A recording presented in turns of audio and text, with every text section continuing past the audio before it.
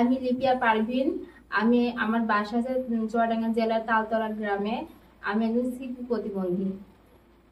ছোটবেলায় পড়ে গেছে 6 মাস 7 মাস বয়স, তখন একজনের কোয়ালিটি পড়ে গিয়ে এক সাইডে নেমা হয়ে গেল, দিয়ে মানে কান্নাকাটি করলে একভাবে 10 দিন কান্নাকাটির পরে আমরা ডাক্তার কবিরাজ দেখেছি, দেখি ডাক্তারখানায় ভর্তি হয়েছে, হাসপাতালে ভর্তি হয়ে চিকিৎসা নিয়েছে।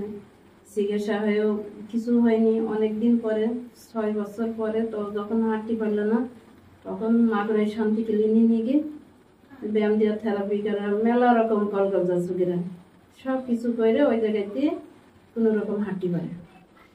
পা প্লাস্টারকে দেয়, ব্যান্ডেজ করে দিয়ে বাড়ি এসে খুঁড়ি খুঁড়ি হাঁটে, একটু খুঁড়ি খুঁড়ি হাঁটতে হাঁটতে ফের গিয়েছি, গিয়ে ফের লোহার রড সেট করা জুতো দিয়েছে, দিয়ে সেই জুতা পরে বাড়ি আড়া বানিয়ে দেওয়া হলো। সে আড়ার ভিতরে হাঁটে, হাঁটি হাঁটি কোনো রকম একটু হাঁটতে পারলো, আর সে রড জুতো মিতো ফেললে একলাই খুঁড়ি খুঁড়ি হাঁটতে পারে। মানে আমরা চিকিৎসা করলে একটু বোধহয় হইতো।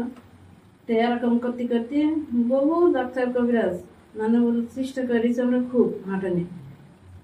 তার পরবর্তীতেও হচ্ছে এই ইনফ্যাক্টে এরকম এই অবস্থায় নিয়ে গিয়ে অপারেশন করেছে, করে মানে অপারেশনটা করে খারাপ হয়েছে, ভালো হয়নি, কিছুই হয়নি। আমি যখন মানে একটু বড় হওয়ার পরে আমি বুঝতে পারি যে আমি হচ্ছে শারীরিকভাবে সবার মতো না, আমি হচ্ছে প্রতিবন্ধী শারীরিকভাবে। তো আমি যে বয়সে হাঁটতে শিখেছি, 5 থেকে 6 বছর পরে আমি হাঁটতে শিখেছি। আর তখন আমার বয়সে সব ছেলেমেয়েরাই স্কুল পড়াশোনা করতো, কিন্তু আমি হাঁটতে পারতাম না, তাই আমি হচ্ছে স্কুলে যেতে পারিনি। আমি যখন অল্প অল্প হাঁটতে শিখি, তারপরে আমার হচ্ছে বাড়ি থেকে স্কুলে পাঠাই। আমার হচ্ছে ছোটবেলা থেকে আমি কখনো মনে হয়নি যে আমি প্রতিবন্ধী, কারণ আমার পরিবার থেকে সেইভাবে আমাকে দেখা হয়নি। আমার পরিবারের মা বাপ সবাই আমাকে ছোট থেকে সাধারণ শিশুর মতোই দেখেছে। কিন্তু আমি যখন স্কুলে গেলাম, স্কুলে যাবার পরে আমার হচ্ছে সহপাঠীরা তারাও আমার মতোই ছোট ছিল। অনেকে আমার পাশে বসতে চাইতো না, আমার সাথে খেলা খেলতে চাইতো না, সবাই খেলা করতো, আমি হচ্ছে দেখতাম। আমার অনেক খারাপ লাগতো যে আমিও তো তোদের মধ্যে খেলা করতে পারতাম। তো এইভাবে আস্তে আস্তে অনেক প্রতিকূলতার মধ্যে দিয়ে আমি এগিয়ে গিয়েছি পড়াশোনা। আমি হচ্ছে আস্তে আস্তে পড়াশোনা মানে করতে থাকি, ক্লাসের পর ক্লাসে উঠি।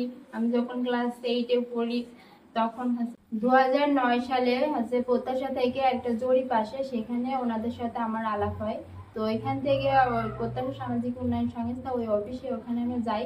ওনাদের সহযোগিতা, ওনারা বিভিন্নভাবে আমাকে সাপোর্ট করেন পড়াশোনার ক্ষেত্রে, যে কোনো অনুষ্ঠানে ওনারা আমার পাশে থাকেন। এভাবে ওনারা আমার হচ্ছে পড়াশোনার বিভিন্ন উপকরণ দিয়ে সাহায্য করে।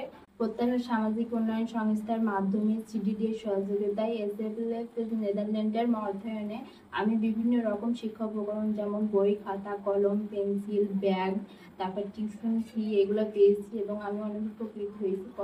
পড়াশোনা আরো এগিয়ে নিয়ে যেতে পেরেছি। প্রত্যাশা সামাজিক উন্নয়ন সংস্থা ওখান থেকে আমার মানে সবকিছুতে আমার পাশে থেকেছে। যেমন আমি 2020 সালে কম্পিউটার প্রশিক্ষণ নেওয়ার জন্য ভাইয়াদের সাথে যোগাযোগ করি, ওনারা জাতীয় মহিলা সংস্থায় আমাকে যোগাযোগ করে দেয়। আমি প্রতিবন্ধী হিসাবে ওনারা আমাকে ফ্রি প্রশিক্ষণ দেয়, এবং ওখান থেকে আমি কম্পিউটার প্রশিক্ষণ নিয়ে এখন আমি ভালোভাবেই হচ্ছে কম্পিউটার চালাতে পারি। টাইপিং করা, MS ওয়ার্ড সবকিছু আমি এখন ভালো করে এগুলো পারি। তো ভাইয়ারা আমাকে সব ক্ষেত্রেই যেখানেই হোক আমাকে সহযোগিতা করে সব রকম ভাবে। এত কিছু এত প্রতিকূলতার মধ্যে আমি পড়াশোনা শেষ পর্যন্ত নিয়ে যেতে পেরেছি। আমি এখন বর্তমানে মাস্টার্স শেষ করার পরীক্ষা দিয়েছি, এবং এই পড়াশোনার পাশাপাশি আমি বিভিন্ন রকম হাতের কাজ, নকশি খাতা, সেলাই প্রশিক্ষণ জাতীয় মহিলা সংস্থা থেকে, ওখান থেকে ফ্যাশন ডিজাইন প্রশিক্ষণ শেষ করে আমি জামা কাপড়ে নকশি কাঁথা, ফুল তোলা, তারপরে সেলাই মেশিন কাজ এগুলো করি। তারপরে বাড়িতে হাঁস মুরগি পালন, ছাগল এগুলো করে বিভিন্নভাবে আমি হচ্ছে উদ্যোক্তা হওয়ার চেষ্টা করছি। আর আমি আমার সরকার থেকে যে ভাতাটা দেয় ওটাও হচ্ছে ভবিষ্যতের জন্য সঞ্চয় করছি।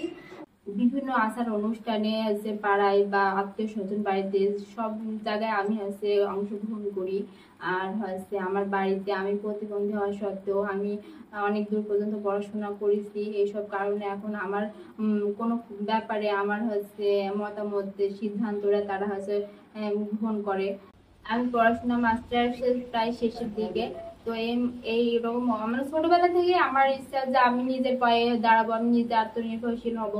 প্রতিবন্ধী হিসেবে সবাই মনে করে যে প্রতিবন্ধীরা সমাজের বোঝা, পরিবারের বোঝা, দেশের বোঝা। কিন্তু আমার ছোটবেলা থেকে ইচ্ছা যে আমি কারোর বোঝা থাকতে চাই না, আমি আমার পরিবারের কারোর বোঝা হতে চাই না।